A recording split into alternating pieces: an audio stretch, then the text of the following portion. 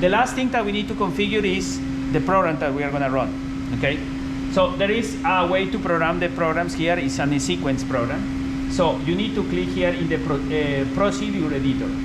Okay, so when you click the procedure editor, it's going to show the last program that was run. In this case, this last program that was run, his name is here, Hunter Tensile is called. So basically it was done by Hunter, I believe. He was running this. And they have some steps here, okay? We can create our own program, or we can run on the others program, okay? For open a program, I just go to open procedure and just find the program that I want to run. I should have some program written here, so let's see. Actually, there is called Tensile Materials Camp. Let's open this one to see what happened. Okay, Tensile Materials Camp open. So it's basically 2 lines of code. One is just start ramping. So if I click here, it's gonna show that I'm gonna open this one a little bit.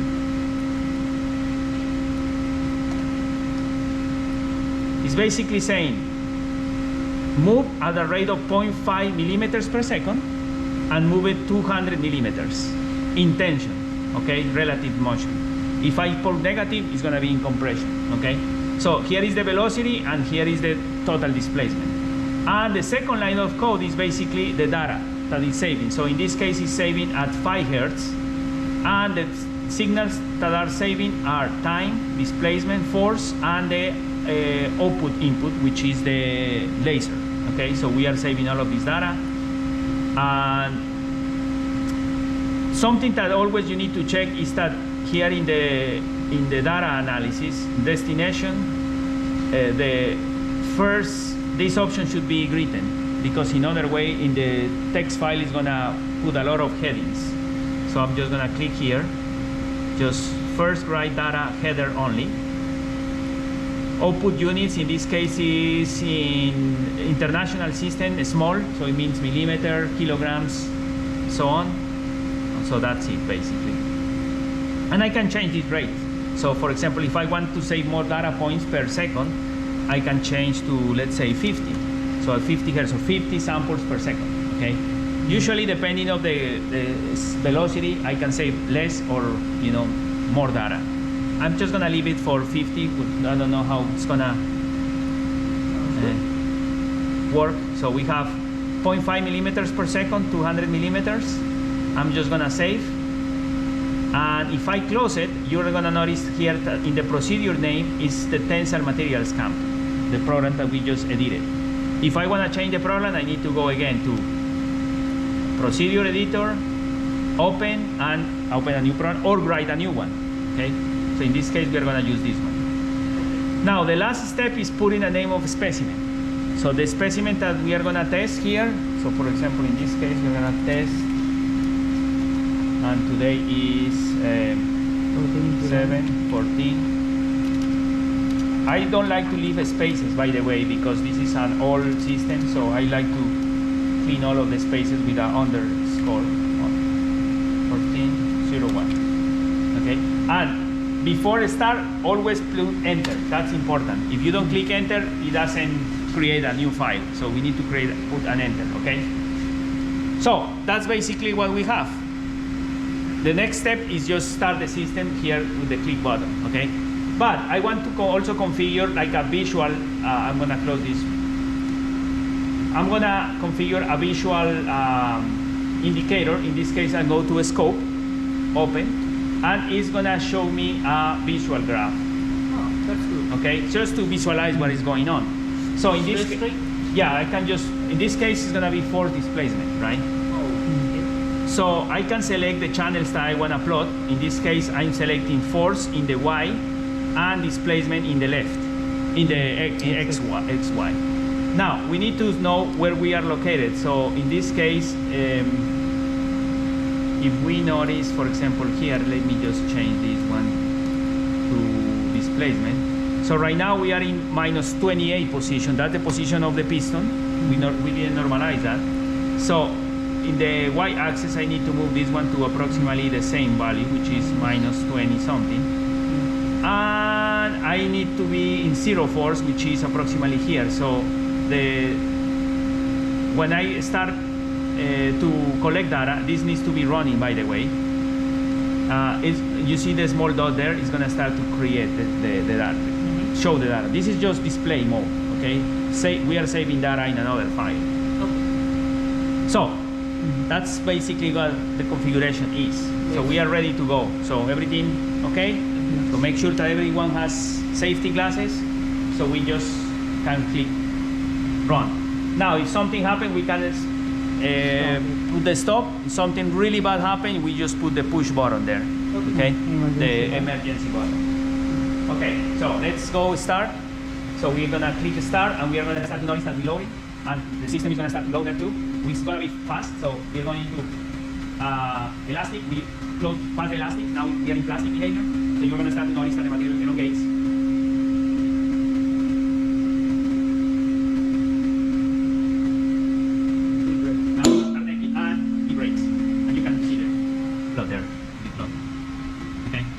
System, we programmed 200 millimeters, but it already breaks, so we don't need to keep running. So I can stop here, man. Okay. Okay. So the downside is coming out, right? Yeah, it's still going because the program is still going. So I need to stop it, and in this point, stop the program, so stop moving. Now, before continuing with anything else, I'm gonna create a new specimen. Okay. So I need to click in new specimen. This new specimen basically close this file because that's a common mistake. Some people program everything, didn't press new program, they just change the name and enter. And basically what it does is just rename and overwrite. Okay. So make sure that you always click here the new. So basically I close the file and now it's ready for the new test. So I'm just changing there and stuff.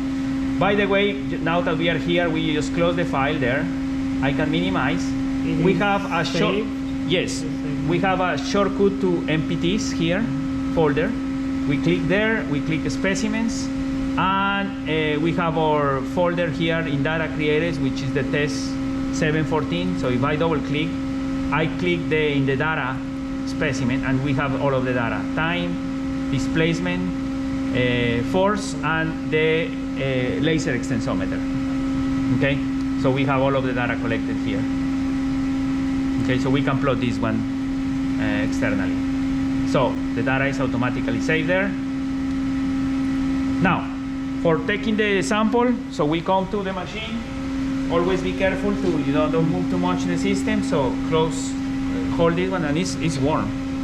It should be warm because. Yeah. So first, open all the way to the left, and I take this. Be careful with your fingers. So have the first half. Holding the second one, open. We can just make the laser off. Yeah. Okay, if we are continue doing testing, you can keep it. So now you have two halves. Okay.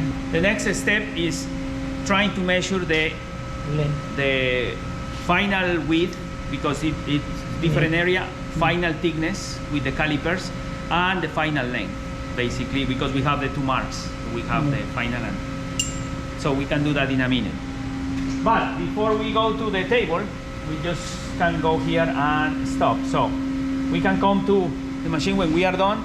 We make sure that we click in the new specimen before the last test, because we can need to close the last file. And after that, we can just click the off button. So it's gonna stop the machine and it's gonna stop the pumps at the same time. Make sure that anything is mounted in the machine, because at this point it's gonna be off. Okay. So if we are okay with that, off. So stop the machine, stop the pumps. And at this point, yeah, we can turn off the laser as well. This button here. And we can also close the software, okay?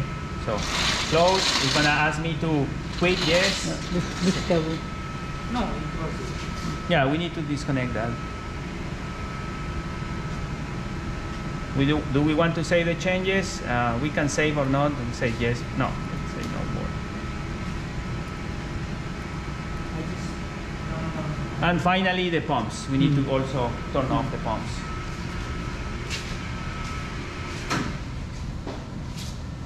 Okay.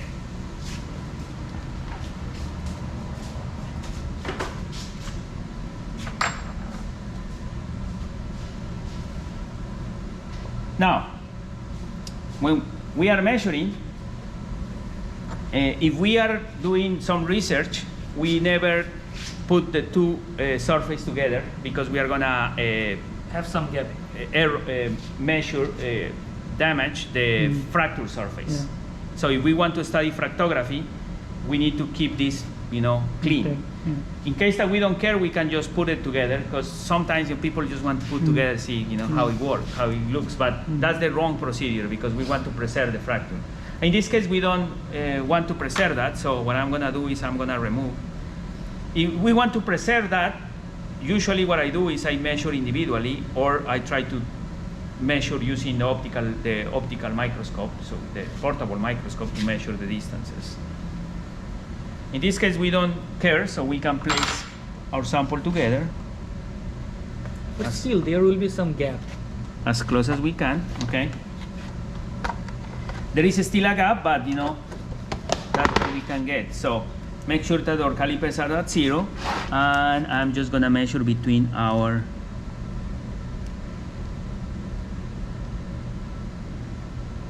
(63.78). So what was the original?